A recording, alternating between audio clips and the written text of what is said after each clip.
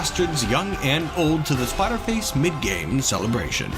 We have just finished up the first round, and now is the time to review what we've seen, what fighters remain, and what fights we can expect to see in the coming round. And also, we can't forget the combat. We have a very special bout planned for today, and one that I personally am both very excited and extremely terrified for. Today's bout is between a mighty axe-wielding waxworker and conqueror wearing her iconic suit of silver plate armor, forged by myself. Splatterface would be nothing without her masterful skills. It's the beloved Mrs. K. And as for her opponents, she's going to be up against a few brutish beasts shipped in from the haunted tundra of Wailing far to the north. We're still preparing the monsters, but just know that the fight will be a little bit different than we've seen so far. More on that in just a little bit. Just one moment, dearest. Now, before we get to the combat, I think we should take advantage of this lull in the action and pop in on some of our remaining combatants. Might as well, it'll be the last time we see some of them. We'll just go down the line here, starting with the winner of our first bout, Shagat, the Foul Blendek. And what a fight that was, too. The Blendek was able to quickly defeat Kashnil the Dwarf without much trouble at all, and in fact was able to render him down into a bloody pile of limbs.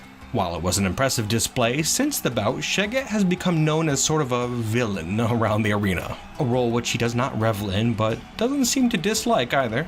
As ever, Shagat is a fighter of very few words. Also, please note his new helmet, taken from Kashnil. It has been nicely reforged to suit his horrifying skull head, and now the Blendek is looking even fiercer than ever.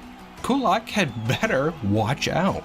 Yes, that's right, Kulak the Eye Man is going to be Shagat's first opponent in the first bout of round 2, and while his performance in the first round was just as savage as the Blendek's, due to his opponent, Battleglade, being an elf, Kulak has become a bit of a hero amongst the arena's attendees. Dwarves and elves, rivals to the end, what can I say? Wielding his iron longsword and equipped with various bits of armor including his trademark golden mask and his newly customized leather gloves courtesy of Battleglade, Kulak might be able to go toe-to-toe with Shagat, and I for one am very interested to see how this battle goes. Though one best remember the size difference between the two fighters, with Kulak being significantly smaller than the Blendek. That might make things a bit tricky for the Eye, but you never can tell. Especially when rumors still abound that Kulak may be some sort of a vile magician. It certainly will be interesting to see if he can pull off any tricks in the first bout. I guess we will see on that. Now heading outside the arena, we find our gentlest combatant, the jumping spider woman with a noble bearing, Lady Whitefur. She was able to destroy Peebo the Gremlin in round 1 with a swift lash to the head, though she was fairly grievously wounded herself, receiving a brutal hit to the leg while also losing a hand in the battle, though it has since been masterfully reattached by our wonderful medical team. She now holds an iron buckler in her reattached hand, a buckler forged from Peebo's dagger, and which also bears his face, a little something to honor her fallen foe. Remember that Whitefur has a lot on the line in the coming fights. She hopes to return home and claim her family's throne. But, in a sad turn, it seems she has recently fallen into despair. Her next opponents are the Battle Beetles, and because of their amazing success over the arena favorite, Rattleback, Whitefur seems to have already given up hope. A damn shame, isn't it?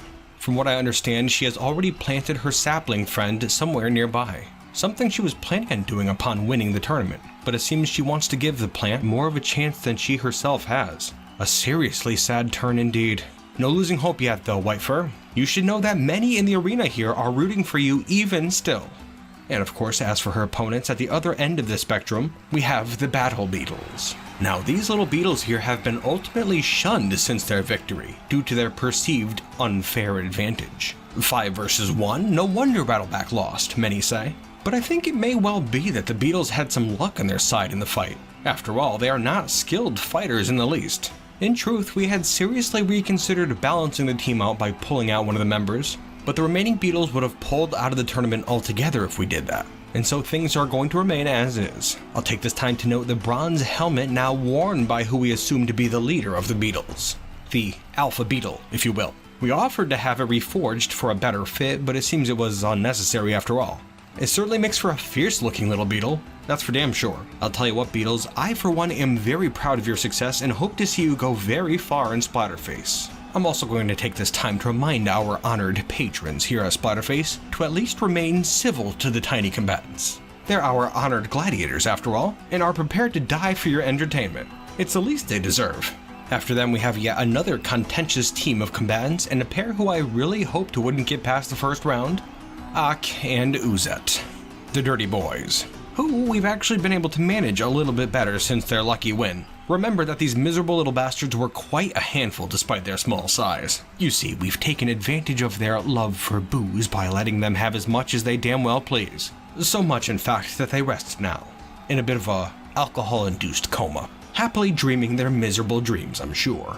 Last round they were able to take down Tom the Satyr, who they couldn't quite manage to kill, but they still earned their win, I guess. At the end of the bout, they weren't quite able to decide on a prize, and so we actually decided to craft them each a suit of leather armor. This of course goes against our rules. Rules, I'm putting quotes around that. But really it's a modification we had to make because if we only gave one prize to the two of them, they would fight to the death or something. And although it would be entertaining, it'd be a whole thing and yeah, whatever. Take your stupid armor, it's not going to do you any good anyways. Because in their next bout, they have to face the current favorite to win all of Splatterface, the Batwoman, Shrieking Sounds.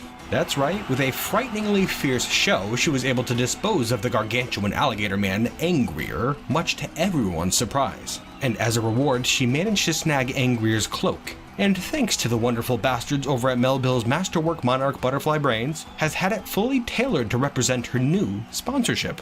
It looks very nice now for sure, and she should enjoy it while it lasts, because after the next bout I'm sure it will be splattered with a fine coat of fresh blood, courtesy of those bastard gnomes. That is one show I am very eager to see. You know, something we only just realized is that Shrieking Sounds has a, relative here at the arena, out in the stands enjoying the performance. In all honesty, it's fairly difficult to tell what relation they have exactly, but it's a close one to be sure. Such a nice thing to see. I'll tell you what, I'm sure she's going to do you proud, relative. And that is going to do it for our fighters. Let's hear it once again, folks. They deserve all the applause you can muster. In the bout's next round, we're going to see Sheget the Blendek versus Kulak the Eye Man, then Lady Whitefur versus the Battle Beetles, and to finish it up we have the Dirty Boys versus Shrieking Sounds. It's an interesting bunch to be sure, and I'm sure they're going to give us some brutally entertaining bouts in the next round. Especially when you take into consideration that the next round will take place in Splatterface's Magma Arena. That's right, the layout is fairly similar to the first round's ring, but this time there's a deadly moat of burning hot magma around the outside. It should shake things up a bit, and we're all hoping it doesn't make the fights too terribly short, but we'll see what happens. It should be very interesting nonetheless. Also, be sure to remember that the 3 winners, or teams of winners to pull through, go on to the final round, which is going to be a 3-way free-for-all that you will not want to miss. Oh, it's going to be a good one, that much is guaranteed. But now we move on to matters of the present, and today's bonus bout. It's looking like things are all set down in the pit, and we could see Mrs. K looking absolutely stunning in her shining armor. Certainly she's ready for a fight. For those of you who don't know, Mrs. K is my wonderful wife, and has been integral behind the scenes here at Splatterface. So let's give her a hand, huh? She deserves it. Now as for her opponents, we have a special group of terrifying tusked beasts freshly carted in from the northern wastes. I present to you some walruses. Walruses? Walride? 6 walruses. Now this bout is going to be a little bit different from usual, as Mrs. K's goal today is to see how many of the beasts she can put down. She's been preparing for this bout here for quite some time now, and seems fairly confident that she could take down all the beasts. But you know, I'm not too sure about that. Oh, is she looking? Oh no, she heard me. I'm sorry. Sorry, dear.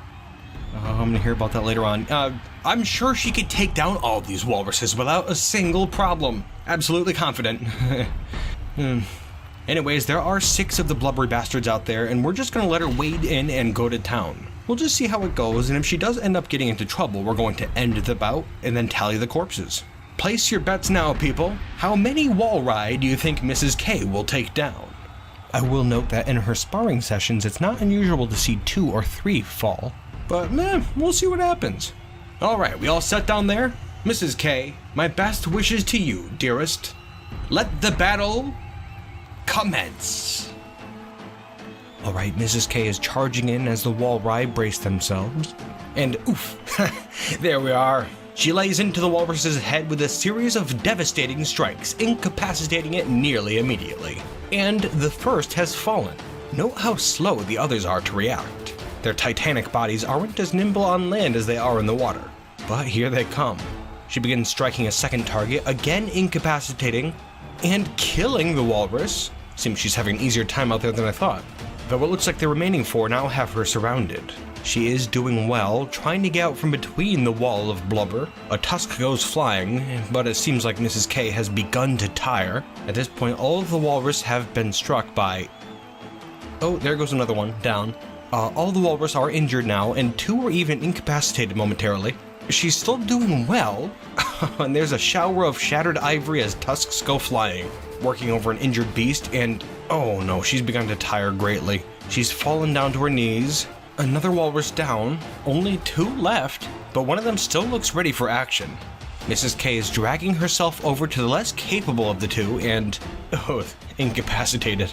But she had better look out behind her. Ooh, one more walrus down and only one remains now. But, I don't know folks, Mrs. K is getting incredibly tired out there. Sorry dear, we're gonna have to call it off. Getting a bit too dangerous out there. We're calling in some help and I'm hoping they get there in time. And there we are. Phew. That'll do it right there, which gives us a grand total of 5 slain walruses and an assist. Not a bad show at all for Mrs. K.